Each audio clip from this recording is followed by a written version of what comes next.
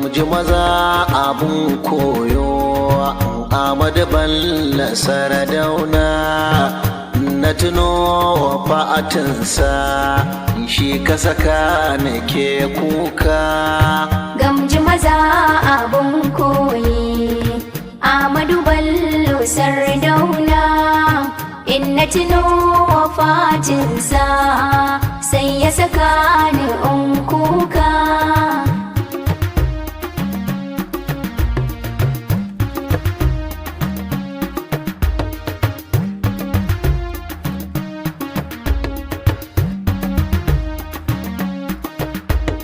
Rabu Ubangijin kowa yarda ka so duka daidai ba tuhumar ka ya Allah yarda ka so fa yayi daidai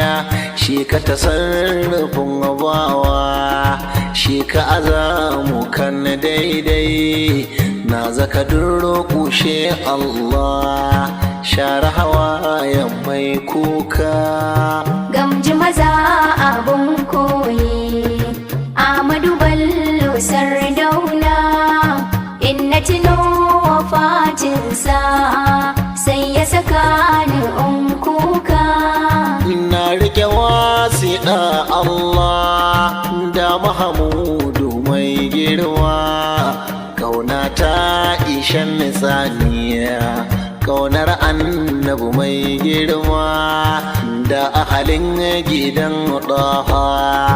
tsatsanni na faɗin ma da ashabihi jumla masu riƙon tafarkinka gamji maza abun koyi Ahmadu Bello Sardauna in na tuno wafatinsa sai ya saka ni in kuka zani uwai ga ta alifi kan Ahmadu Sardauna gamji maza abun koyi Ahmadu Bello Sardauna yadda aka yi wa Sardauna yadda yawan na ban kwana na tuno a koyaushe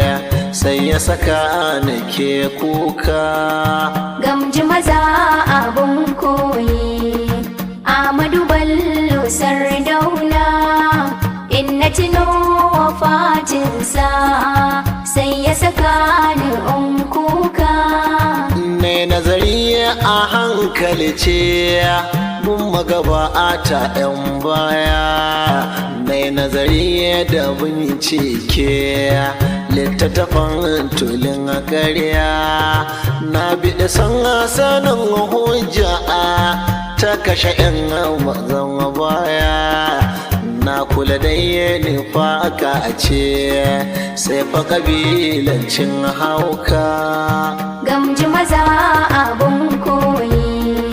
Ahmadu Bello Sardauna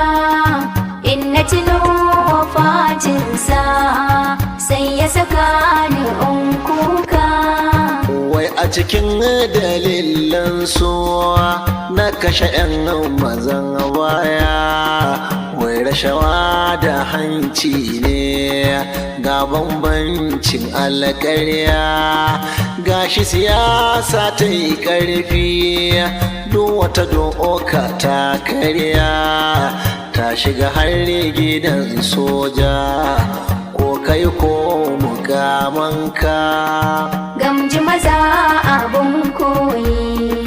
Ahmadu Bello Sardauna in na tuno wafatinsa